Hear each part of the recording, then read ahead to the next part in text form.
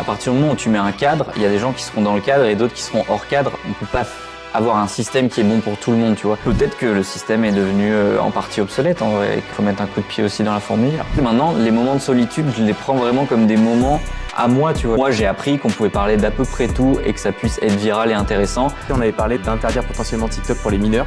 Est-ce que pour toi, c'est un bon choix?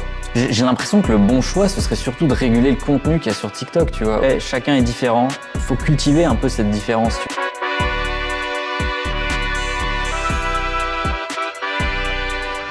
Aujourd'hui dans Creators, on reçoit un créateur qui a réussi un truc ultra rare, rendre la culture générale addictive sur les réseaux. Avec ses formats qui collent parfaitement aux réseaux sociaux, César Culture G cumule des millions d'abonnés en transformant des sujets parfois complexes en contenu que tout le monde regarde jusqu'à la fin. Bienvenue à toi César dans Creators, je suis très content de te recevoir avec nous aujourd'hui. Écoute, je suis hyper content d'être venu, c'est une très belle présentation déjà. C'est bien, je tiens à le dire, ouais. c'est très cool. Ok. Mais non, trop content d'être là. Presque dizaines de millions d'abonnés? 7 millions en tout, je crois, un peu plus de 7 millions là. Ouais. Ok. C'est très dur de s'imaginer ce que c'est en vrai, mais entre 1 million ou 7, on se rend pas trop compte, mais c'est cool. Je suis pas très stressé par le sujet en vrai. Ouais. C'est juste de fait, on met des formats, on prend des abonnés, ça grandit. Nous, ça nous permet aussi d'imaginer des trucs de plus en plus grands, tu vois. Ouais. Ça, c'est trop cool. Je réfléchis un peu produit, tu vois. Plus on a d'abonnés, plus on a un peu de sous pour faire des belles vidéos et mieux les gens apprécient notre contenu, tu vois. On va y venir et on va parler de beaucoup de choses aujourd'hui. Mais la première question que j'ai envie de te poser, c'est toujours la question qu'on pose sur Creators. C'est de savoir ce que tu serais devenu si aujourd'hui il n'y avait pas de réseaux sociaux.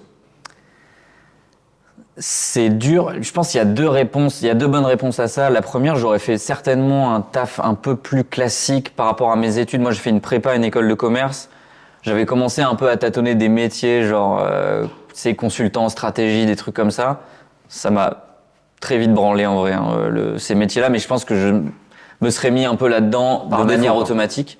Mais par contre, la deuxième vraie réponse, c'est probablement un peu réalisateur de docu. C'est encore un truc que j'ai envie de faire en vrai, mais c'est un peu un rêve d'être vraiment à la réflexion d'un docu, pas forcément devant la cam ou autre, mais vraiment de réfléchir à un sujet et de l'amener, donc peut-être au ciné ou un truc comme ça.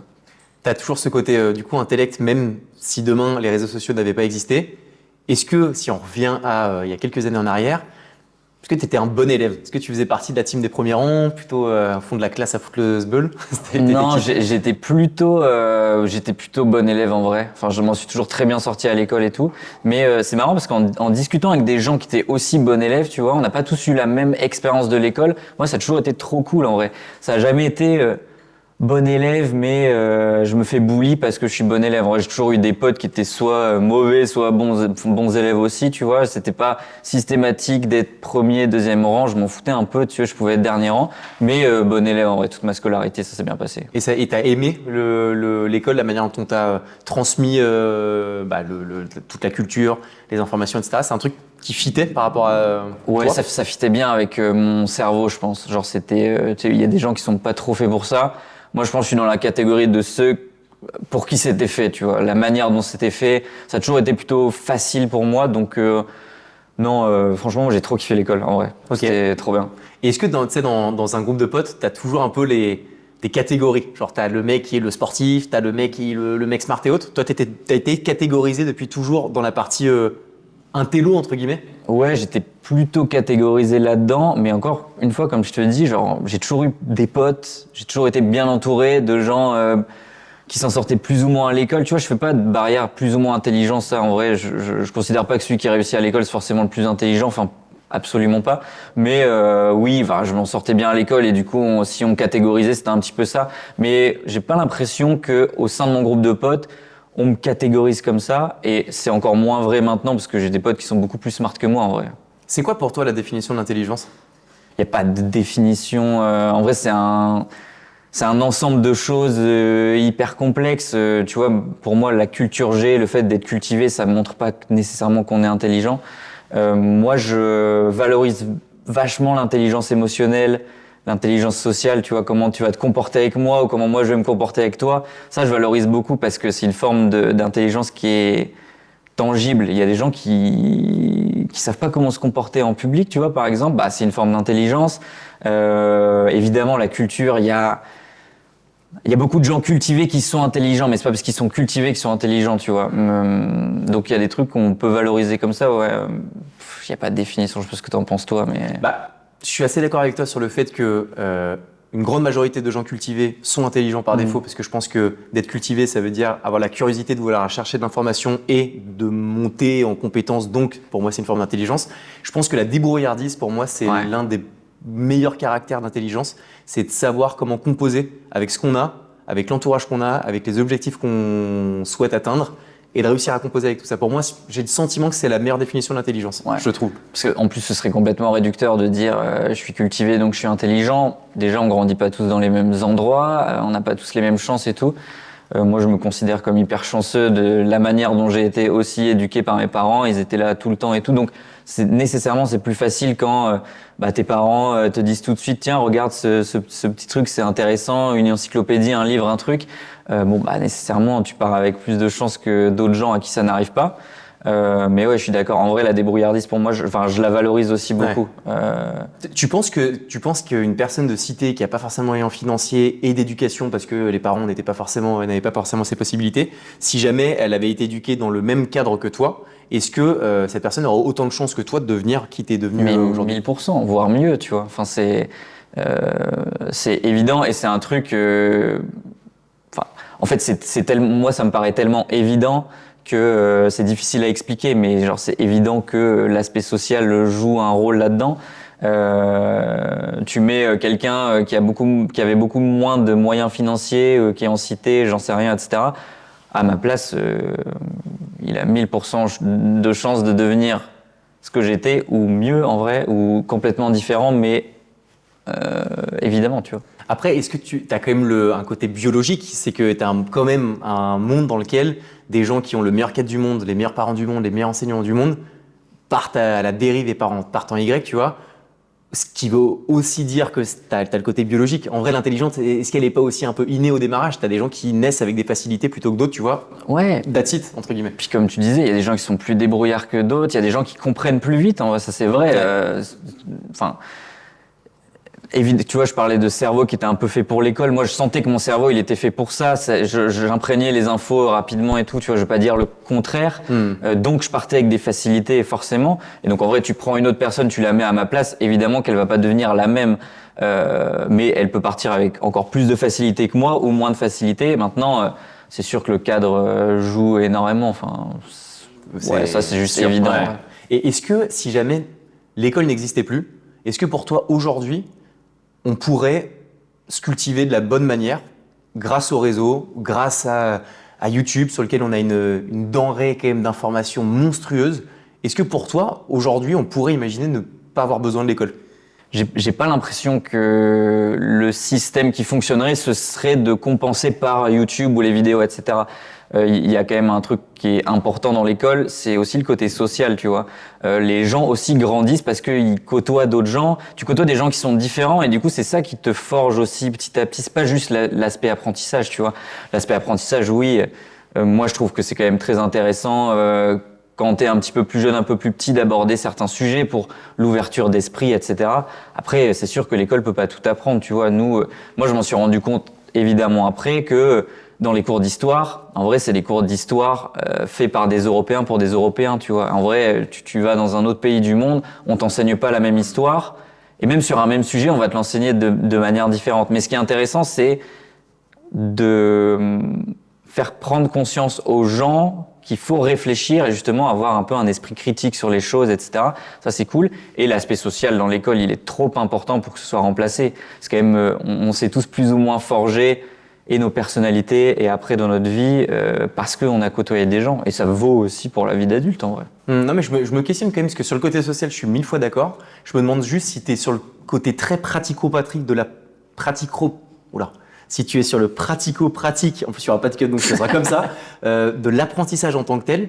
Donc admettons que une classe de 30 élèves qui regardent leur contenu sur YouTube en autodidacte sur les réseaux et autres, mais qui ait des moments de synergie commune pour ce côté social, est-ce que ça suffirait pas? Tu vois, je me pose la question parce que tu as beaucoup d'infos, tu as beaucoup de choses, tu as peut-être même de la meilleure info que de la manière dont on traite les cours aujourd'hui. Moi j'ai quand même été marqué par le fait qu'on nous apprendre l'histoire en commençant par la Première Guerre mondiale, puis en arrivant sur les années 2000, puis on revient sur la guerre froide, puis rien n'était logique. Donc moi, personnellement, qui n'étais pas forcément premier de la classe, loin de là, j'ai une incompréhension sur le mode de fonctionnement d'apprentissage de jeunes élèves, tu vois.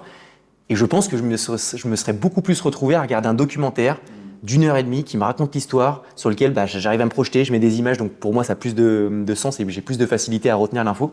Donc je me questionne. Ouais, en vrai c'est une bonne question, mais il y a aussi une question aussi d'adaptation des profs envers les élèves. Tu vois, si tu as une vidéo YouTube qui est faite pour tout le monde, bon, ça va être bien pour engranger de l'information, mais ça veut pas dire que... Et puis encore une fois, à partir du moment où tu mets un cadre, il y a des gens qui seront dans le cadre et d'autres qui seront hors cadre. On peut pas avoir un système qui est bon pour tout le monde, tu vois. Donc peut-être que le système de vidéo, YouTube, etc., toi, t'aurais été plus sensible à ça, peut-être moins moi. La question, c'est de savoir comment est-ce qu'on trouve un équilibre entre tout ça et comment est-ce qu'on prend avec nous le maximum de personnes pour qu'on arrête de percevoir l'apprentissage, l'école, etc. comme un fardeau, mais plutôt comme un moyen juste de s'ouvrir au monde. Donc peut-être que toi, ça aurait été mieux pour toi, peut-être que moi, moins. Ouais. Après, ouais, c'est toujours moi. Il y a quand même un côté humain que si je pouvais militer pour ça, tu vois, je le garderais. On parlait du côté social tout à l'heure, mais aussi le rapport avec les profs. Alors évidemment, c'est un peu facile pour moi de le dire parce que ça s'est toujours bien passé, mais à partir du moment où tu mets un cadre, en vrai, il y aura toujours des gens qui le percevront d'une meilleure manière que d'autres. Je pense avoir eu un peu de chance d'être plutôt dans le cadre en vrai, et du coup c'était plus facile pour moi. Mais... Et être prof en 2026, j'ai l'impression que c'est assez dur avec tout ce qu'on entend. Il y a de moins en moins de professeurs, de moins en moins de personnes qui postulent pour être prof. Comment tu vois avant d'arriver sur le digital et sur toute la suite? Je trouve que c'est hyper important de poser un peu le cadre parce que ça donne justement de la compréhension sur le digital et à quel point ça a de plus en plus de croissance. Être prof en 2026, t'en penses quoi en vrai? Déjà moi, j'aurais jamais voulu être prof. Enfin, tu vois, j'ai une posture un peu professorale parce que j'explique des trucs et évidemment, il y a un espèce de personnage autour de moi qui fait que on me demande est-ce que tu as fait des études d'histoire, des études de machin et tout. Mais en fait, moi, j'aurais jamais voulu être prof, tu vois. Et je pense que c'est dommage parce qu'en vrai, c'est un putain de beau métier, tu vois. C'est des gens quand même qui au départ se disent ok, je vais prendre des classes de jeunes et on va essayer d'apprendre des choses ensemble. Et en fait, ça rejoint aussi ce qu'on disait tout à l'heure. Il y a tout un aspect social aussi dans l'école et les profs en font partie. Et c'est hyper dommage qu'on arrive à restreindre maintenant ce métier à des complications. C'est mal payé. Dans certaines zones, en vrai, c'est une galère monstre aussi pour les profs. En plus, il y a un énorme cadre qui est posé par l'éducation nationale. Donc en fait, tu peux dire n'importe quoi aux profs, mais vous devriez faire comme ça, vous devriez faire comme ça. En vrai, c'est pas leur job de le faire à leur sauce non plus. Tu vois, il y a un cadre qui est fait. Bon, bah voilà, prof d'histoire en 4e, le programme c'est ça, ça, ça. À la fin, l'élève il doit faire ça, ça, ça. Sinon, l'année d'après au brevet, il est mort, tu vois. Donc il manque un peu de flexibilité selon moi, mais ouais. Enfin, ça m'étonne pas, en fait, qu'il y ait de moins en moins de profs, de gens qui veulent devenir profs. Là où il y a genre 60, 70 ans, 80 ans, voire même plus, c'était un métier qui était hyper mis en valeur, tu vois. Aujourd'hui, moins. Peut-être que le système est devenu en partie obsolète, en vrai, et qu'il y a quelque chose, faut mettre un coup de pied aussi dans la fourmilière. Ouais, faire bouger un peu les c'est dur de savoir comment, en vérité. C'est clair. On a tous plus ou moins notre avis, mais c'est dur. Je suis content de te recevoir aujourd'hui parce que, en vrai, tu crées plein de contenu, tu as des millions d'abonnés, mais je t'ai peu vu, tu vois, participer à des podcasts, prendre la parole pour parler aussi de toi. Ouais. Donc je suis assez touché parce que rares sont les fois, j'imagine qu'on a dû demander 10 milliards de fois et j'ai l'impression que rares sont les fois où tu as accepté. Est-ce que pour toi, le fait de ne pas être visible, donc en tant que personne sur les réseaux et sur les podcasts, sur les invitations de formats comme ça, c'est une stratégie de communication, le fait de ne pas être présent là-dessus? Est-ce que c'est un choix? Est-ce que c'est quoi ta relation par rapport à ça? En fait, ça fait partie un peu de la strate, mais ça fait surtout partie de la strate parce que moi, j'ai pas envie de mettre autre chose, en fait.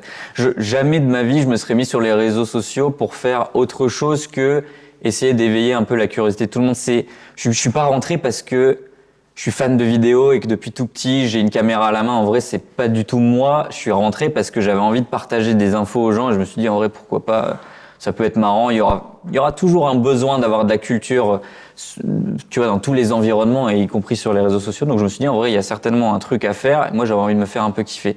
Mais Il y a une strate parce que du coup j'ai un peu un personnage voilà la culture générale, j'apprends des trucs et en vrai les gens connaissent pas du tout qui je suis en dehors et moi ça me va très bien parce que j'ai besoin dans ma vie que ce soit scindé ces trucs-là. Aussi parce que je fais hyper attention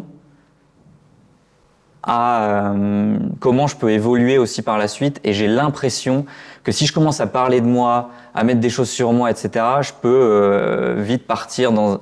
En fait, j'ai vu aussi partir des gens un peu dans un espèce d'ego trip et tout, dans lequel moi, j'ai pas du tout envie d'aller. Et c'est aussi une manière de me protéger là-dessus. Tu vois, typiquement, moi, j'ai mon groupe de potes, on sort, on va boire des coups, on fait tout et n'importe quoi, mais jamais personne s'imagine que je fais ça dans la vie de tous les jours. Parce que j'ai pas envie de le mettre, c'est une autre partie de ma vie. C'est mon travail en vrai. Ouais, la culture, c'est le travail. Ouais. Quand je rentre chez moi, tu vois, je me farcis pas. Je suis pas ce genre de personne à me farcir des tas et des tas de documentaires, par exemple. J'ai vraiment une autre vie ailleurs et je veux que ça reste mystérieux ce truc-là. Tu vois, c'est pas. Tu l'as bien dit, c'est que tu le scindes en deux. C'est que en fait, c'est un personnage, mais c'est un personnage pas dans le mauvais sens du terme, et je dis pas que c'est de la fiction, mais c'est t'as ton rôle et ta posture comme un professeur l'est J'adore, à l'école. C'est trop bien, sûr. C'est mon travail, tu vois. C'est ton travail, quand tu fermes boutique, 18h, 19h, on s'entend, tu redeviens César et non pas celui de César Culture G, et t'as ta vie, etc. Tu vois, sur mon, j'ai deux tels, j'ai un tel pro, un tel perso. Sur mon tel perso, j'ai rien dessus, tu vois. Okay. J'ai ni Insta, ni TikTok, ni rien de tout ça. Tout ça, pour moi, ça représente le travail. Et mon tel pro, tu vois, sur mon tel pro, il y a tout ça. En fait, il reste au taf. Je pars à 19h, mon tel, il reste au taf et j'ai pas tout ça, tu vois. J'ai 3 questions que je veux surtout pas oublier. Je commence par la première, parce que je voulais rebondir quand tu disais que tu prenais des verres avec tes potes, etc. Est-ce que tu te fais reconnaître aujourd'hui dans la rue? Ça t'arrive souvent? Ça m'arrive pas souvent. Là où ça m'arrive le plus, c'est dans des contextes de soirée, en vrai.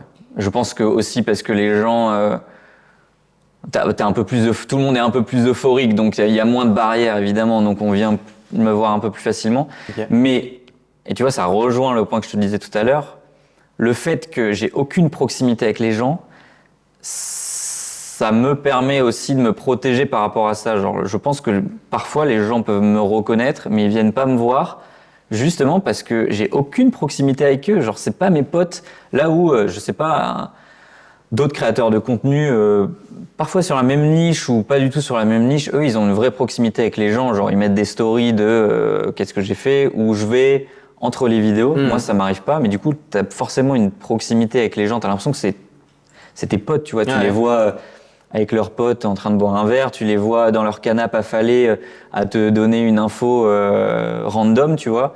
Bon, moi, je le fais pas parce que j'ai pas envie, mais ça me protège vachement. Donc, c'est là où c'est strat pour moi, en vrai. C'est plus une strat personnelle. Okay. Les gens se sont pas proches de moi et j'ai pas du tout envie qu'ils se sentent proches de moi. Je suis hyper gêné, en vrai, de ces trucs-là, moi. Ok. Non, parce que je pense que d'autres créateurs capitalisent se sont fait connaître par qui ils sont eux. Toi, tu te fais connaître par la valeur que tu transmets. Ouais. Et donc, en fait, ça pourrait être potentiellement peut-être une autre personne physiquement. C'est la valeur de ce que tu transmets qui est... Les gens sont quand même attachés. Genre, je me rends compte que ils sont attachés. Mais tu vois, d'avoir fait un contenu, je sais pas comment expliquer, mais d'avoir fait du fond et du contenu le truc le plus important, je trouverais ça trop bizarre que d'un coup, ma personne soit mise en avant parce que les gens seraient en mode... Qu'est-ce qu'il fait, tu vois? Enfin, genre, c'est différent par... Ça dénote un peu, et je me dirais, mais même moi, je me poserais la question, je me dirais, mais pourquoi je fais ça? En vrai, pourquoi je commence à poser des questions perso ou à montrer mes trucs perso? Puis surtout, j'ai pas du tout envie d'être... Enfin, tu vois, de manière ponctuelle, quand je suis dehors ou autre, d'être avec mon tel et d'avoir ce réflexe de tout prendre en photo et tout. Tu vois. Ça, c'est une question que j'avais envie de te poser. Parmi les 3 qu'il fallait pas que j'oublie, je les ai. C'est à quel point tu es sur les réseaux sociaux, indépendamment des moments où tu crées. Est-ce que, je sais pas, tu passes 2, 3, 4, 5 heures par jour sur les réseaux personnels ou pas du tout? C'était le cas. Genre, je pense il y a 2 ans à peu près. Il y a 2 ans, je me suis un peu rendu compte que je passais vraiment trop de temps sur les réseaux. En vrai, j'ai un peu je sais pas comment dire, mais mon cerveau, il est un peu sensible aux trucs un peu addictifs. Genre, je sens que je sais pas me contrôler sur les réseaux. En vrai, je suis en train de scroller. En vrai, je peux y passer 1h30 et je l'ai pas vu. Là où, par exemple, j'ai des potes, ils savent se contrôler, dire vas-y, je regarde 5 minutes. En vrai, moi, je sais pas faire ça. Donc, moi, c'est assez binaire. Faut que, si je veux pas le faire, en vrai, faut que je l'enlève. Et il y a à peu près 1 an et demi, 2 ans, je me suis vraiment posé. Je me suis dit, en vrai, il faut vraiment que je change ça. Sinon, ça va prendre trop de proportions. Et du coup, j'ai vachement réduit ça. À titre perso, tu vois, je dois passer 1h30 par jour sur l'écran. C'était 4-5 heures avant. Donc, en vrai, je suis plutôt très content de ça. Et je te dis, ça a été en prenant des mesures radicales, en vrai, parce que je pense, moi, je fonctionne comme ça. Je suis comme toi. J'ai pris un autre tel. Et j'ai rien mis sur ce tel, et c'est mon tel perso, j'ai juste WhatsApp, tu vois. Et tu sens qu'il y a eu un avant-après? Genre, ça t'a fait. C'est quoi les signaux qui montrent que tu te sens mieux ou... Ça fait du bien de ouf parce que j'ai plus le réflexe de prendre mon tel avant d'aller me coucher. Je me suis remis à la lecture, je me suis remis à faire des activités un peu. Tu vois, avant je compensais un peu la solitude en étant sur mon tel. Maintenant, les moments de solitude, je les prends vraiment comme des moments à moi, tu vois. Je peux là maintenant, tu vois, je peux aller. Je le fais même régulièrement. Je prends un café ou je vais au resto solo, tu vois. Et je m'ennuie pas, genre je fais ma vie et je fais un autre truc, soit je lis, soit je prépare des trucs, je fais nimp, tu vois, mais au moins je suis pas sur mon tel à scroller et en vrai ça fait un bien de ouf, premier degré. Et est-ce que tu aurais pu faire autre chose que de créer du contenu pour partager de la valeur de fond, donc culturelle? Est-ce que demain, si je te dis sincèrement projette-toi, ne me réponds pas par défaut, mais projette-toi, je te donne 100 millions d'abonnés et t'es Speed, iShowSpeed que tu dois connaître, le créateur américain, donc qui est vraiment dans le divertissement pur et dur. Est-ce que c'est un sujet sur lequel tu aurais pu aller ou par défaut, c'est la culture et rien d'autre? Ouais, je pense que j'aurais fait de la culture parce que je pense que, tu me donnes 100 millions d'abonnés et un max de budget, je pense que je le fais différemment, tu vois, je le fais 1000 fois mieux. Je pense qu'on a des projets qui sont encore plus gros, des projets de docu, des trucs où on va vraiment sur place. Mais moi, il y a un truc qui me fait trop kiffer dans la culture, c'est à quel point on peut faire passer aussi des valeurs, tu vois. Je mets de plus en plus j'ai envie d'avoir vraiment de l'humain dans ce qu'on produit et j'ai envie que ça ait un sens. En vrai, comme je te disais tout à l'heure, je serais jamais venu sur les réseaux sociaux sans la culture. Donc, en vrai, je pense que ma plus-value, elle est là. Et que je saurais pas faire un truc différent. Franchement, pour avoir vu des gens qui font du divertissement, c'est un exercice qui est super dur. Tu vois, j'ai aucun a priori sur les gens qui font ça parce que c'est un putain d'exercice qui est trop dur. Moi, j'aurais trop du mal à le faire, en vrai. De prime abord, tu vois, tu peux te dire, ok, lui, il fait de la culture, il écrit sur des sujets un peu complexes et tout. C'est forcément plus dur que de faire du divertissement. En vérité, pour moi, c'est 1000 fois plus facile. C'est ce que je kiffe. C'est ce dans quoi j'aime mettre mon énergie. Donc en vrai, pour moi, c'est juste naturel, tu vois. J'adore écrire. Aujourd'hui encore, tu vois, on a un peu... maintenant, on est plusieurs, mais j'ai pas lâché l'écriture, tu vois. Ni la vision, ni l'écriture. Je kiffe trop. C'est vraiment ce que je kiffe. D'ailleurs, tu partages des connaissances. Comment toi, t'engendres la tienne? Comment est-ce que tu continues à réussir à t'enrichir culturellement? Est-ce que tu suis d'autres créateurs de contenu, peut-être d'autres pays qui te partagent de la culture et que toi, tu vas retransmettre avec ta sauce? Est-ce que tu lis? Est-ce que tu regardes? C'est quoi ton mode de fonctionnement pour pouvoir vraiment accroître ta culture et la transmettre par la suite? En fait, sur la culture telle qu'on l'entend, tu vois, sur les sujets d'histoire, géo, etc., je regarde des gens, mais c'est toujours dans le cadre de mon taf, en vrai. Genre, je le prends sur mes heures de taf. Pour moi, la culture G, telle qu'on l'entend, tu vois, c'est vraiment mon taf. Après, chez moi, je peux regarder des films, des contenus sur YouTube, etc. Mais ça va être des trucs que moi, je kiffe plus, des trucs peut-être un peu plus niche. Tu vois, je regarde pas mal en ce moment de mecs qui me fascinent sur les sujets du jeu vidéo, par exemple. Moi, à titre perso, je joue pas beaucoup aux jeux vidéo. Mais en revanche, il y a des créateurs qui m'emmènent dans des sujets genre The Great Review, tu vois. T'es classé, j'adore. Pour moi, c'est monstrueux. C'est la manière dont il raconte. C'est tellement smart en vrai que, en vrai, je regarde un peu ces trucs-là, mais je regarde aussi plein de divertissements. Ça, c'est ton perso, mais sur ton pro, donc parce qu'en fait, toi, ton travail, c'est d'aller chercher la bonne info, de la traiter, de l'analyser et finalement de la diffuser avec ton traitement. Comment est-ce que tu engendres cette info? Est-ce que tu as une technique? Est-ce que tu as un peu ta white star, tu vois, de savoir de dire, j'ai ce créateur, je sais que chaque mois il me partage du contenu, c'est parfait, c'est ce qui m'alimente ma réflexion. Est-ce que c'est la lecture globale des films? Non, en vrai, en ce moment, c'est beaucoup Reddit. Je ponce Reddit parce que les gens, ils sont trop forts sur Reddit. Sur Reddit, c'est incroyable parce que les gens, ils ont des passions hyper niches Et du coup, c'est les meilleurs dans leur domaine, tu vois. Et ils partagent ça gratuitement sur la plateforme qui est Reddit, où tu as des millions et des millions de sujets. Et moi, je ponce ça parce que sur les sujets d'histoire, de géo, etc., sciences et tout, du coup, tu te retrouves avec des sujets qui sont hyper niches, mais hyper intéressants. Parfois, qui partent d'une photo et tout. Donc, beaucoup Reddit. Et en fait, en partant de Reddit et en ayant un sujet, ensuite, je fais mes recherches sur ce sujet. Et en fait, de ce sujet va décliner souvent une dizaine d'autres sujets où je vais me dire, OK, ça m'a amené là-dessus. Putain, ça serait intéressant de le faire comme ça. Et après, moi, ma strat, c'est aussi et surtout de réfléchir par format. Je passe rarement du temps à réfléchir à un sujet. Généralement, quand je me mets une session de réflexion sur les sujets que je veux aborder, je réfléchis par format en me disant là, il faut que je trouve un format. Et du coup, si je trouve un format, je vais trouver 15 sujets de vidéo en vrai. Donc le temps, il est... Un exemple de format, c'est quoi, juste pour bien... Je sais pas, un format... par exemple, récemment, on a voulu parler d'art et on a commencé à faire des carousels sur l'art, tu vois. Ce format-là, en ayant trouvé ce format-là et la manière dont on va raconter l'histoire, ça décline sur 100 sujets. Parce que il me suffit maintenant de prendre un tableau quelconque et d'essayer de le décliner un peu comme ça. C'est aussi, par exemple, on a un format quiz. Il suffisait que je fasse ce format quiz pour ensuite avoir 150 vidéos, tu vois, il suffit Donc réfléchir comme ça me permet d'être beaucoup plus efficace aussi. Et tu as 7 millions d'abonnés. Ouais. Est-ce que tu as compris quelle était un peu la secret sauce pour réussir à faire des contenus qui performent? Parce que et ça fera partie de mes questions, mais tu as la qualité de fond de ce que tu partages, mais tu as aussi la manière de traiter l'information. On connaît tous que l'algo, il y a des algos dans les réseaux sociaux, le scroll stopper, machin, etc. Est-ce que tu as une secret sauce que tu pourrais partager? En vrai, le vrai nerf de la guerre, de moi ce que j'ai un peu observé en mettant tous ces contenus et tout, le vrai nerf de la guerre, c'est quand même le fond.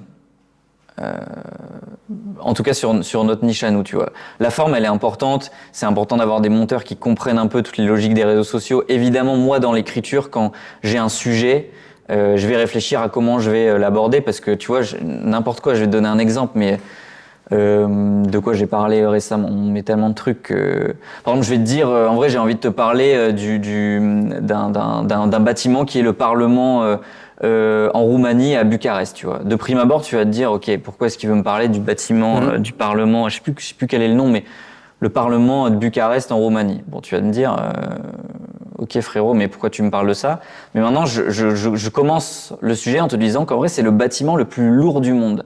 Genre, il n'y a pas plus lourd que ce bâtiment-là. Tu vas te poser la question, tu vas te dire, mais pourquoi est-ce que le fucking bâtiment le plus lourd du monde, il est en Roumanie, à Bucarest? Et après, moi, je vais t'expliquer qu'en fait, c'est juste que la Roumanie, à un moment donné de l'URSS, ils étaient dirigés par un dictateur qui s'appelle Ceausescu, qui était fou et qui voulait tout faire dans la deux-mesure, montrer que c'était le mec le plus puissant du monde.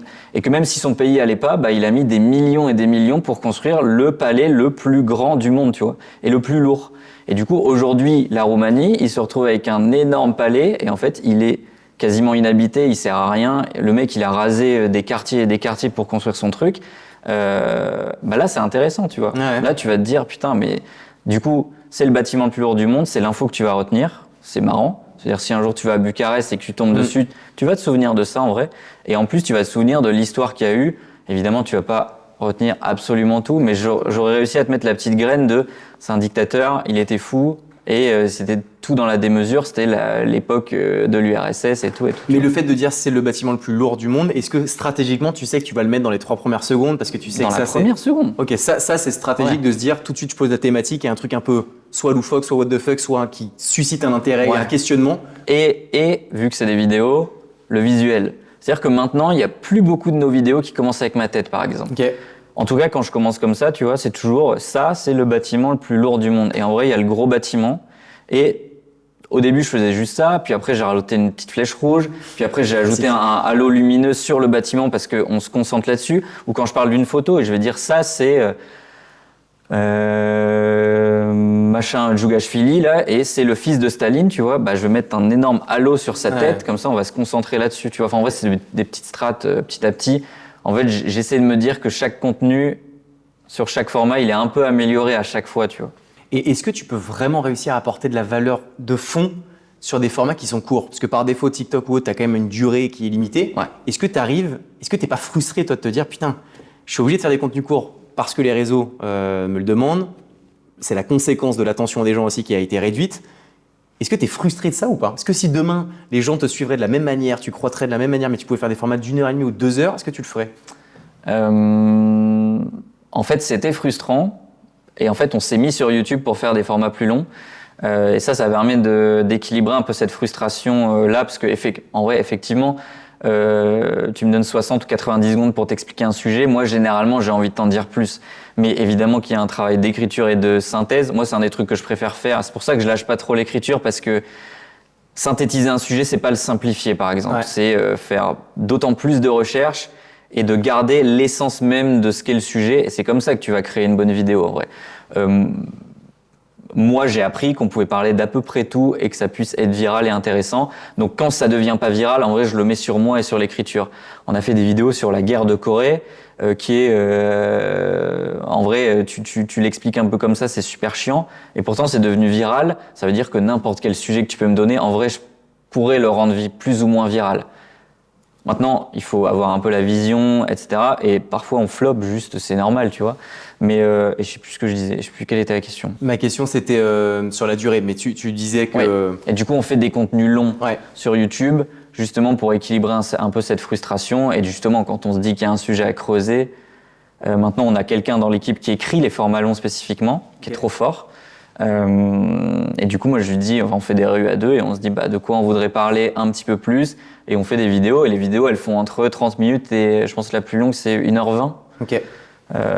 Où on se permet justement de créer. C'est un autre format. Moi, j'adore ce format et j'ai envie de proposer quelque chose de trop cool aux gens. Donc, en fait, on s'entoure d'illustrateurs, de motion designers. On essaie de faire le truc vraiment hyper léché.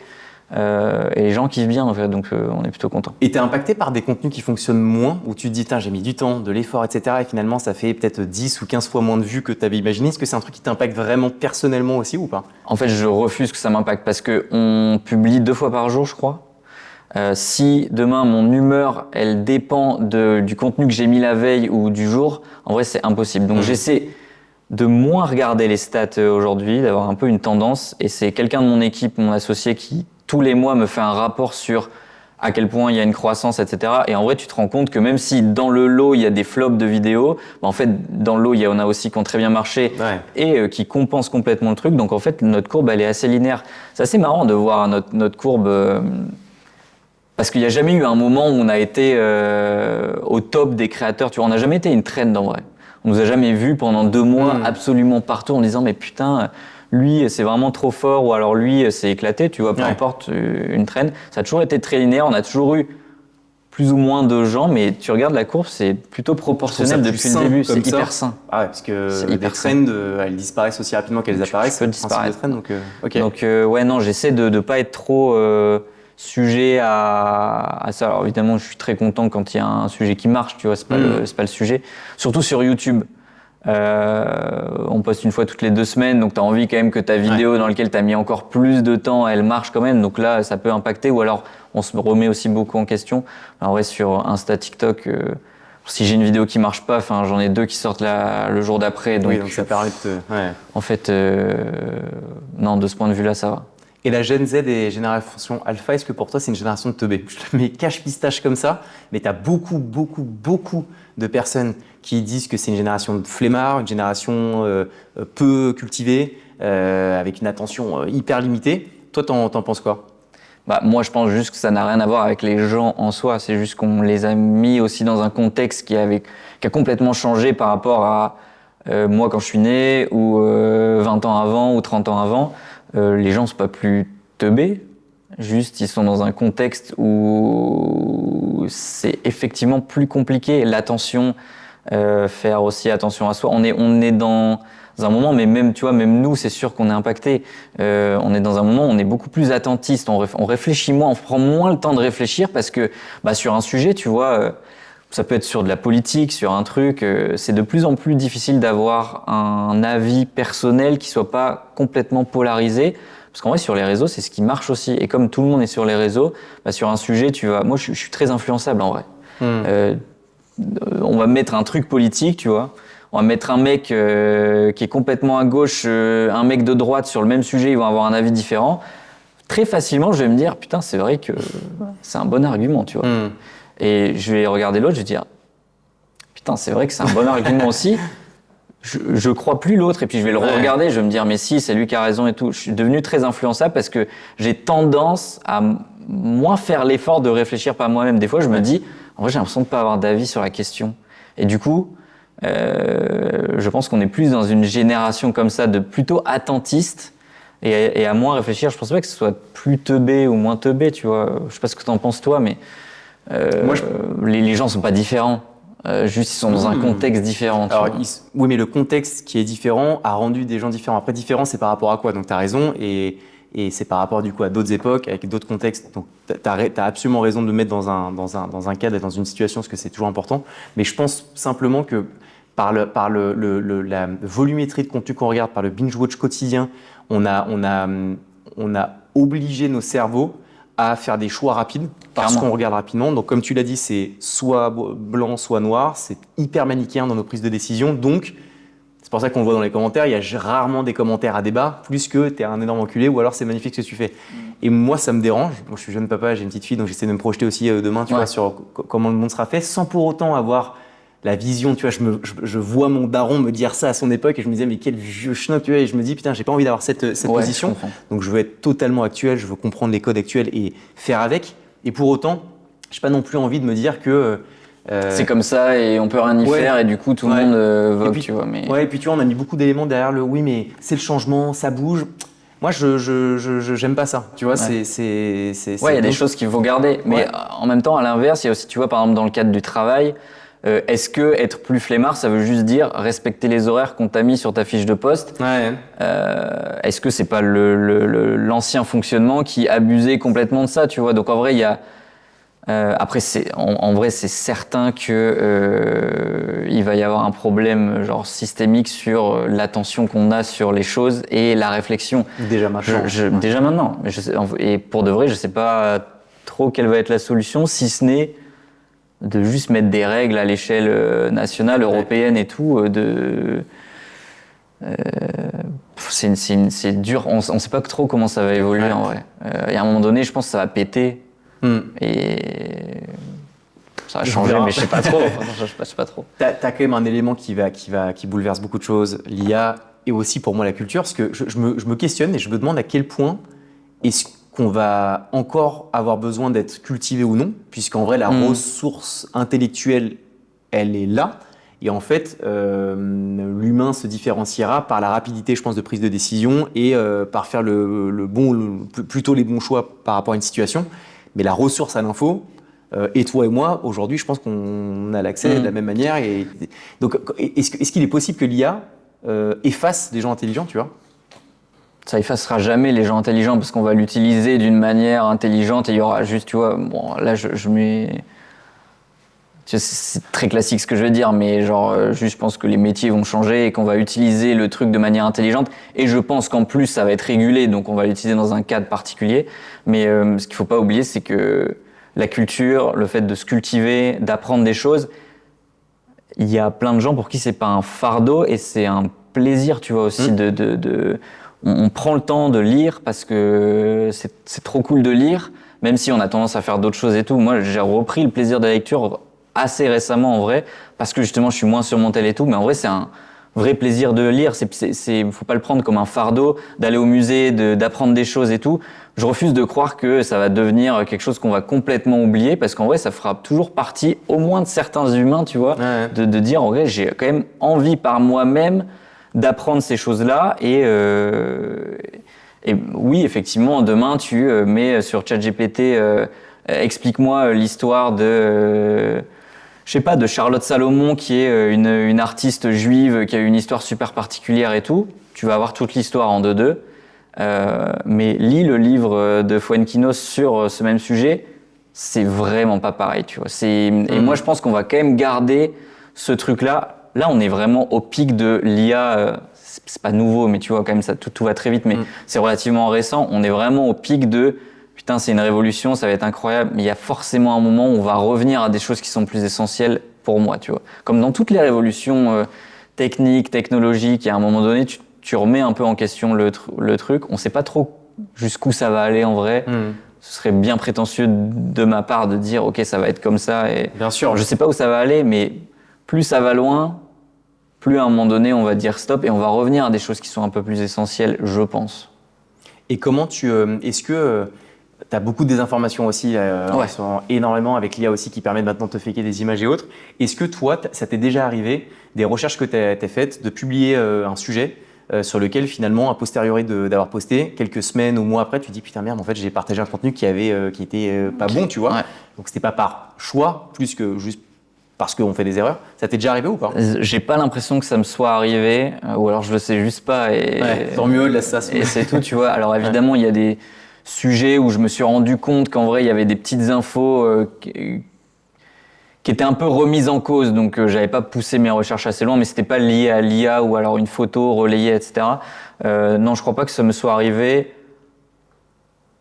parce que déjà nous, on n'utilise pas d'IA en vrai dans nos contenus. Okay.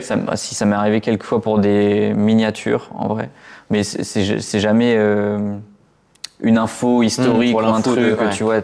Mais non, ça m'est pas trop arrivé en vrai. Ok. Je crois pas. Est-ce que pour toi, TikTok, tu sais, on avait parlé d'interdire potentiellement TikTok pour les mineurs. Est-ce que pour toi, c'est un bon choix? Ce serait un bon move? J'ai l'impression que le bon choix, ce serait surtout de réguler le contenu qu'il y a sur TikTok, tu vois. Ou alors tu vois, par exemple, sur YouTube, il y a un YouTube Kids qui est adapté et du coup, il y a pas...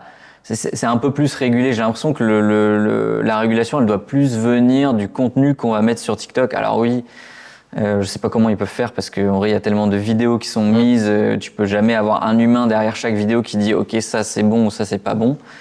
Ceci dit, je pense que ça doit plus venir de là qu'une interdiction totale. C'est super dur comme ça. Je pense pas que la solution soit l'interdiction. Mais la régulation, certainement, en vrai. C'est un peu nimp qu'on puisse mettre n'importe quoi dessus et que tout le monde puisse regarder. Tu vois, il y a eu des tests qui avaient été faits. Aujourd'hui, l'algo, il est tellement réactif que il y avait un prof qui avait fait un test avec une classe en disant ils avaient commencé à regarder un petit peu de contenu lié au djihad et ce genre de choses et paf, le lendemain, tu n'avais plus que ça. Tu vois, c'est beaucoup trop réactif. Ce qui veut dire que et là, on va le voir, en vrai, il y a les élections présidentielles l'année prochaine. Ça va être une élection TikTok, en vrai. Enfin, genre, toi, tu as sûrement des idées, tu es sensible à certaines choses. Moi, peut-être les mêmes ou peut-être à d'autres. En vrai, on va être inondé de contenus qui vont aller dans notre sens, c'est certain. Et du coup, on va être de plus en plus convaincus par nos propres idées. On va beaucoup moins mettre en question nos choix même. Et du coup, on va forcément être biaisé par ce truc-là. Je pense que ça va être une dinguerie, ces élections. On va voir d'autant plus que ça a changé en 5 ans, je pense. De ouf. Mais c'est vrai que, non, là, ça va être particulier, mais c'est vrai que quand tu regardes 3 secondes d'une vidéo sur Insta, tu n'as plus que ça après. Mais parce que, c'est quand même assez ouf l'impact que ça a même sur le cerveau. Parce que tu vois, mon père m'avait fait lire, quand j'étais très jeune, mais ça m'avait marqué, un livre qui s'appelle Lobo TV. Il avait fait un test où il y avait 2 classes distinctes, même catégorie sociale, etc. 2 classes de 10 qui avaient à peu près, je crois, 8 ans. Dans une des classes de 10 personnes, les enfants regardaient la télé, je crois, 2 heures par semaine. Dans l'autre, c'était plutôt 2 ou 3 heures par jour. Et on leur demandait le même exercice, c'était de dessiner une maison. Et l'intégralité, c'est-à-dire que 10 élèves sur 10 qui regardaient la télé plus de 3 heures par jour, dessinaient simplement une maison avec des bâtons, quand les autres dessinaient la maison avec des arbres, avec un soleil, etc.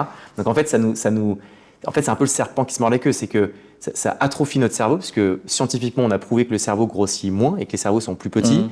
Donc, on s'oblige aussi, on ne pousse plus les réflexions, on subit en fait l'information qu'on prend par défaut, qui en plus maintenant va être poussée par ce qu'on aime déjà, donc on va rentrer dans un espèce de système où on alimente notre conviction alors qu'on pourrait la challenger, tu vois, si jamais justement on découvrait des points de vue qui étaient totalement différents. Mais moi, ça me fait flipper. Parce que moi, je suis très touché par ça parce qu'en plus, quand la question centrale, c'est les jeunes, je suis hyper touché parce qu'en vrai c'est la faute de personne si on est né un peu dans ce contexte-là. Et l'aspect créatif, moi, il me touche vachement parce que il y a rien de plus beau que de voir un enfant justement qui est un peu dans son imagination, de le voir dessiner même n'importe quoi. En vrai, il peut faire son arbre violet, un truc, mais il fait travailler son imagination et c'est forcément un truc qui va être important par la suite. Et moi, ça me fait effectivement flipper. C'est même un peu triste qu'on arrive dans un monde où il y a moins d'imagination, moins de création, les gens vont moins pousser et vont moins se faire confiance aussi. Parce qu'encore une fois, on est devenu attentiste. On va regarder des gens dessiner, par exemple. Ouais. Mais on va moins faire l'effort de dessiner. Moi, je me suis fait la réflexion. J'ai fait du dessin quand j'étais petit, j'étais aux Beaux-Arts, etc. Avant, les rayons dessin, c'était très gros. Genre, il y avait vraiment... T'es allé à la Fnac, il y avait vraiment un énorme truc de dessin. Là, je suis allé à la Fnac Saint-Laz. Oh, le truc, il est minuscule. Ah ouais.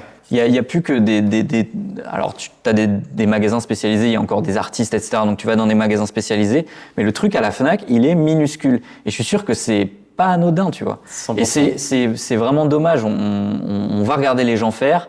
C'est beaucoup plus difficile pour nous de faire l'action, de le faire, tu vois. Et en vrai, ça me touche parce que pour les jeunes, il y a quand même une énorme satisfaction à aller faire des trucs, à aller dehors, à aller faire du sport, à aller cultiver un peu son truc artistique. Même si c'est nimp, même si c'est juste une fois, pour le cerveau, c'est trop important. Ça fait chier de voir des gens qui, au lieu on s'en fout de dessiner ou d'aller faire de la poterie ou n'importe quoi, chacun peut avoir sa passion de faire du tennis, j'en sais rien. Mais ça fait chier de remplacer ça par je suis sur TikTok en vrai. Ça fait chier. Ton enfant, demain, tu lui laisseras accès à TikTok. Il a 12 ans. Tu lui laisses un téléphone et TikTok ou pas ?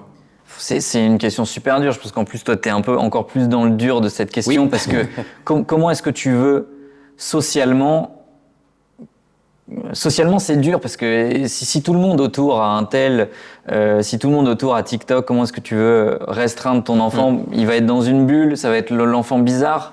Fait chier un peu.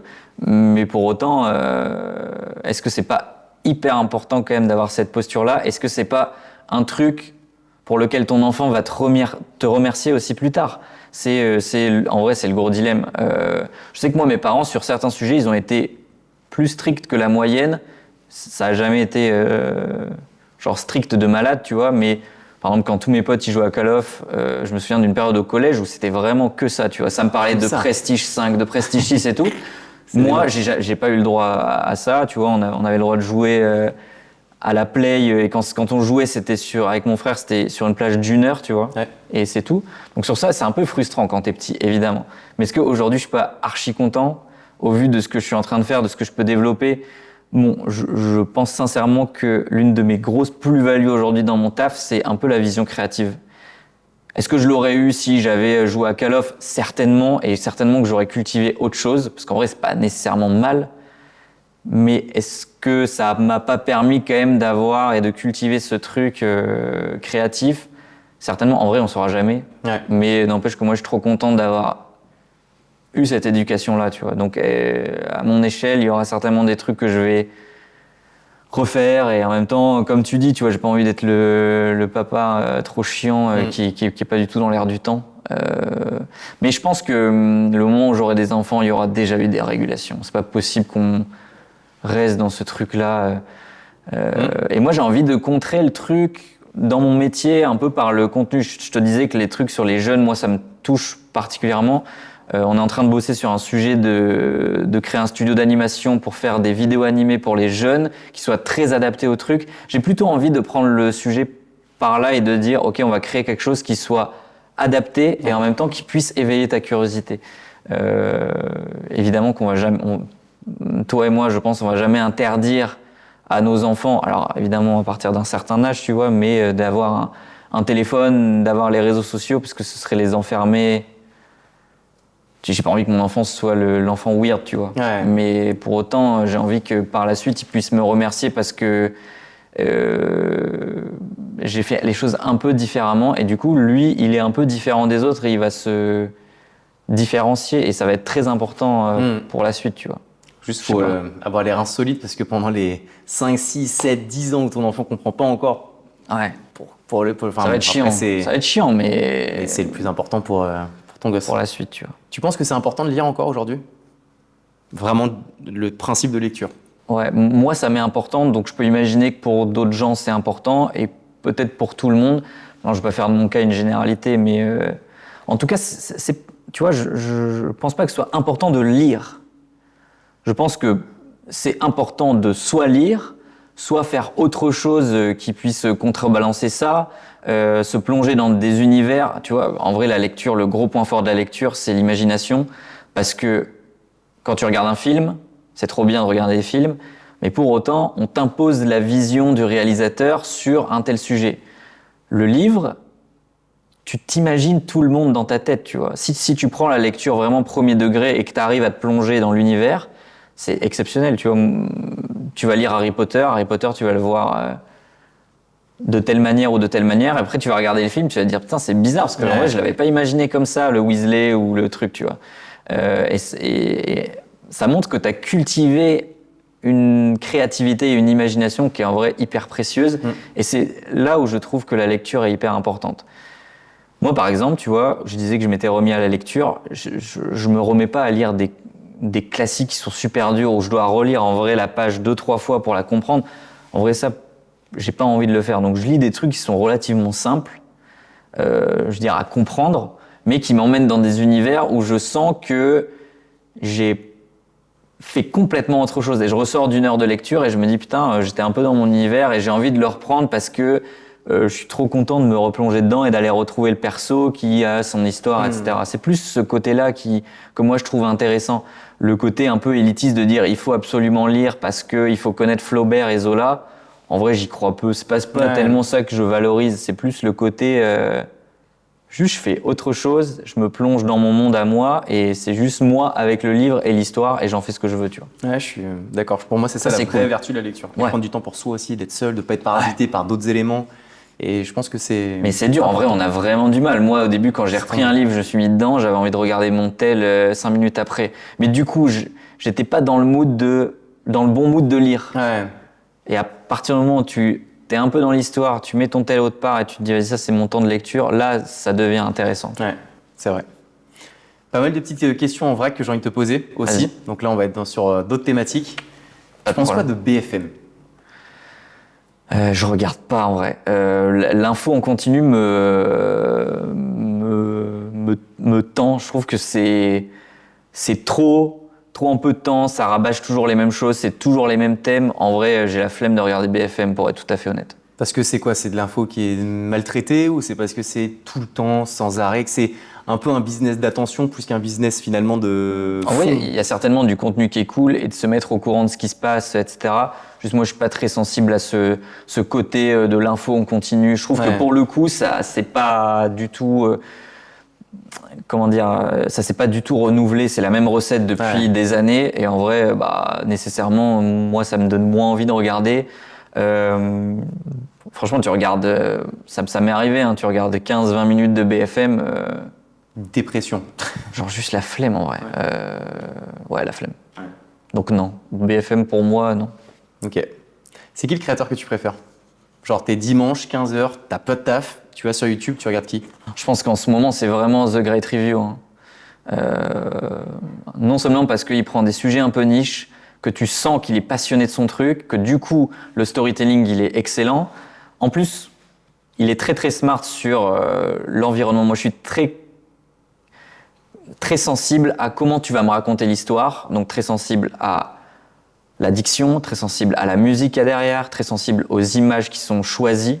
En vrai, un sujet, moi je vais le traiter, tu vas le traiter, on va ressortir avec deux trucs totalement différents, parce que toi tu es sensible à d'autres choses et moi plus sensible à d'autres. Lui, il a vraiment il m'attrape en vrai. Je pense que c'est la meilleure manière de raconter les histoires. Pour moi, je suis très sensible à sa diction, à comment est-ce qu'il choisit les plans, à la musique et tout. C'est trop fort. En vrai. J'avoue que c'est masterclass. Et surtout, c'est des sujets un peu niches sur les jeux vidéo. Là, je regardais pas plus tard qu'hier un sujet. C'est une vidéo où il raconte à quel point un jeu vidéo de pirate est exceptionnel. De prime abord, je me dis en vrai, c'est pas pour moi. Je joue même pas beaucoup aux jeux vidéo, mais Il a réussi à te plonger dans sa narration, dans C'est sa exceptionnel. diction, dans son storytelling. J'adore. Ouais. En vrai, trop cool, trop fort. Ok. Sans transition, 6 millions d'abonnés, 7 pardon, 7 millions d'abonnés. Tu gagnes combien avec 7 millions d'abonnés? Je gagne assez pour qu'on soit aujourd'hui 6, si je me trompe pas. Donc, tu fais le calcul, t'embauches un peu les gens. Tu vois, je m'en mets pas plein les fouilles en vrai. Donc, tu prends 5 personnes qui sont payées, c'est à peu près ce que je gagne en vrai. Ok. Parce que c'est la boîte, c'est ta boîte Ouais, qui c'est la boîte. c'est plus Enfin, tu vois, moi, à titre personnel, aujourd'hui, je capitalise encore beaucoup et je réfléchis beaucoup sur la boîte. Je suis pas encore dans un mood de m'en mettre plein pour moi. Tout ce que je gagne, évidemment, faut que je vive, tu vois. Mais en vrai, aujourd'hui, je vis, tu vois, je vis en coloc, on est 3, c'est trop cool. Je fais pas trop d'excès. Juste moi, je crois énormément au potentiel de ce qu'on est en train de créer, donc je mets encore beaucoup là-dessus, tu vois. Tu te vois où dans 10 ans du coup? C'est quoi l'objectif si jamais tu te projettes là dans la durée, parce que c'est ce que tu fais en gardant de l'argent, en investissant, etc. Dans 10 ans, t'es où? Je me vois bien avec un environnement de boîte un peu différente, toujours avec le média, en essayant toujours de parler un peu de culture, d'éducation, mais ce sera évidemment différent parce que j'espère qu'on se sera renouvelé, tu vois. Ouais. À côté, j'espère que le projet de studio d'animation, il aura un peu grandi et qu'on sera capable de raconter des choses intéressantes pour les jeunes, voire les enfants, tu vois, et qu'on aura réussi à ramener un peu d'humain. Tu vois, on veut faire par les jeunes pour les jeunes, on veut les faire participer aussi à ce truc-là, participer au script, que ce soit très humain, pourquoi pas les voix off et tout. Ça, ce serait trop stylé. Et après, on a développé aussi une boîte qui fait du conseil en communication pour les entreprises. J'espère que ce truc-là aussi aura un petit peu grandi et qu'on sera toujours dans l'air du temps. En vrai, ça, c'est un peu ma phobie à un moment donné d'être plus dedans. Et si un jour je comprends plus, j'espère que j'aurai la présence d'esprit de faire autre chose. Que plutôt que d'être le vieux youtubeur, tiktoker qui continue. Et qu'en fait, il n'y a plus rien qui se passe. Donc, de me remettre en question encore pendant 10 ans, ce serait cool. C'est qui d'ailleurs le créateur de contenu culture ou ce qui gravite autour qui t'inspire le plus en France? Ça, c'est une bonne question. C'est marrant parce que je consomme pas trop de contenu culture en vrai. Ok. T'as bien un mec ou une nana qui vient en tête? En ce moment, il y a une meuf que je trouve trop forte qui s'appelle Claire Leonelli. Et je trouve qu'elle a un excellent ton pour raconter les petites anecdotes et tout. Donc en ce moment, c'est un peu...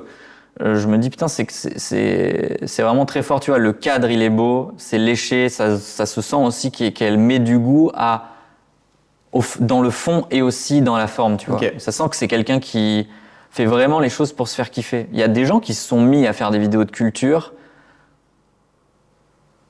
aussi par intérêt, tu vois. Et en vrai, ces gens-là, malheureusement, ça dure 6 mois et après, tu sens très vite que c'était pas du tout leur dada. Je crois vachement en la passion du sujet et aujourd'hui, si nous, ça fait 4 ans et demi, 5 ans que ça dure, c'est parce que moi, j'aime toujours trop, mec. Enfin, les gens me disent parfois, mais t'en as pas marre, en vrai, de faire des vidéos de 60 secondes pour raconter des trucs. Déjà, premièrement, des sujets, il y en a des millions, donc en vrai, je serai jamais rassasié. Et surtout, j'aime trop écrire, tu vois. J'aime trop me dire, ok, on va parler de ce sujet, comment je vais faire pour essayer de capter les gens et qu'ils captent que c'est intéressant, tu vois. Hier, j'étais dans une grosse session écriture et j'étais en train de me dire, mais comment je vais faire de ce sujet qui était une espèce d'histoire un peu rocambolesque au Moyen-Âge d'une meuf, deux meufs qui étaient siamoises et qui avaient fait des trucs exceptionnels dans leur village. Tu sais, comment tu rends le truc un peu sexy, sachant qu'il n'y a aucune photo, évidemment. T'as quelques petites images, un peu d'archives, un peu floues. Comment tu fais pour le rendre viral, tu vois, et pour faire que les gens se plongent dans l'histoire et se disent « Putain, c'est vrai que c'était cool ». Ça, c'est ton kiff. J'adore. En vrai, c'est vraiment ce que je kiffe. Ok. Donc je pense que ça, je le garderai tout le temps. Ok. On verra dans 10 ans. Tu reviendras sur 14 épisodes. J'espère que ça existera toujours. Et dernière question, je pose toujours une question sur ta citation préférée. Est-ce que tu en as une qui est vraiment un peu ton driver de vie, ton motto ou pas? Je suis pas un mec des citations. J'aimerais t'en trouver une. Ou alors une histoire parmi les centaines de contenus que tu as pu proposer, les milliers, vraiment une histoire qui t'a marqué, qui a finalement eu un impact sur ta manière de voir la vie, sur ta manière de gérer et orchestrer ton quotidien, tu vois? En vrai, vrai, je vais faire un peu un pas de côté sur cette question. Je pense qu'il y a des citations qui veulent dire un peu ce que je ressens sur ce métier, ma vie, etc. Enfin, tu vois, je la connais pas. Mais moi, ce qui a changé ma vie, c'est à partir du moment où justement, j'ai scindé travail perso et je me suis pas mis dans... Je sais pas comment expliquer, mais... comment je pourrais expliquer ça simplement? Mais ça a vraiment changé ma vie de... Dissocier. De tout dissocier et de faire de mon travail vraiment un travail, de faire de ma vie perso vraiment un truc perso. J'ai pas envie que demain ma vie pro elle ait un impact sur ma vie perso et j'ai pas envie que ma vie perso elle ait un impact sur ma vie pro, tu vois. Et le fait de scinder ça et de vraiment me mettre dans une bulle quand je suis au travail et d'être le vrai moi en vrai quand je suis avec les autres, quand je suis avec mes potes, etc. Ça a vraiment changé ma vie. Ce qui a changé ma vie aussi, c'est d'en parler et de prendre aussi une... Tu vois, j'ai une psy que je vois un peu régulièrement. Tout va bien dans ma vie en vrai. Mais le fait de pouvoir mettre des mots dessus et d'en parler et d'avoir conscience aussi de l'importance que c'est pour moi d'avoir mes moments à moi seul, de faire de mes forces des forces et d'essayer de contrer un peu mes faiblesses. Tu vois, moi dans la vie, je peux être un peu weird. Genre j'ai des passions qui sont un peu niches. Genre Mais, quoi? C'est quoi les passions niches? tu vois, je me suis mis à faire du Rubik's Cube. Des fois, je m'intéresse aux drapeaux. Pendant un mois, je vais apprendre des trucs sur les drapeaux. Ça va me faire kiffer, tu vois. Et après, le mois d'après, je vais trouver autre chose. En vrai, c'est un peu... je sais pas comment expliquer ça, mais c'est un peu nerd, tu vois. Mais ce truc nerd, j'ai envie de le cultiver et d'en faire une vraie force. Pas parce que j'ai ce truc nerd que je vais avoir du mal à parler à d'autres gens ou à des gens que socialement, je vais être un peu renfermé. J'ai envie j'ai pas envie de dire d'être la meilleure version de moi-même, mais d'être vraiment moi-même à 100%. Et je pense que pour plus tard, ça me servira, tu vois. Okay. Donc de prendre conscience de ça et qu'en vrai, chacun est différent et qu'il faut cultiver un peu cette différence, tu vois. C'est ce qui va faire que plus tard, tu vas te distinguer des autres, en vérité. C'est aussi pour les plus jeunes, tu vois. T'as des gens qui ont un peu des passions un peu bizarres ou alors qui sont... À l'école, on est bully pour telle raison ou telle raison, parce qu'on est un peu différent. En vrai, cette différence-là, elle va vraiment te permettre plus tard de te distinguer et ça va vraiment être une force, tu vois. Ouais. De prendre conscience de ça très tôt, je pense que c'est important. Pas évident. Quand t'es dans les C'est bases, dur. t'as un enfant de 12 ans, c'est dur. dur. Mais je suis d'accord avec toi. Ouais. Trop cool. Merci Voilà. beaucoup, César, d'avoir répondu à toutes nos questions. Bah, merci à toi, c'était trop bien. Faire un épisode de 5 heures. J'ai encore 1000 questions. Non, mais vraiment, sur l'éducation de manière plus globale. En étant jeune papa, c'est tellement des thématiques Mais bien sûr. sur lesquelles je suis en train de me renseigner que c'était hyper intéressant. Mais franchement, 1000 merci. Bah, merci pour l'invitation. Je pense que toutes les personnes pourront venir te voir sur n'importe quel réseau. S'il y en a un que tu devais choisir parmi tous tes réseaux. En ce moment, YouTube, ouais. Venez voir un peu nos contenus longs. On est plus connus pour les contenus courts, mais on met tellement de cœur à faire les contenus longs, genre vraiment. Venez voir, c'est chouette. Go donner de la force sur tes formats longs sur YouTube. Yes. Merci beaucoup, Brother. Merci à toi, Ça c'était m'a trop fait grave cool. plaisir. Très sympa. Merci, c'était trop cool. Merci.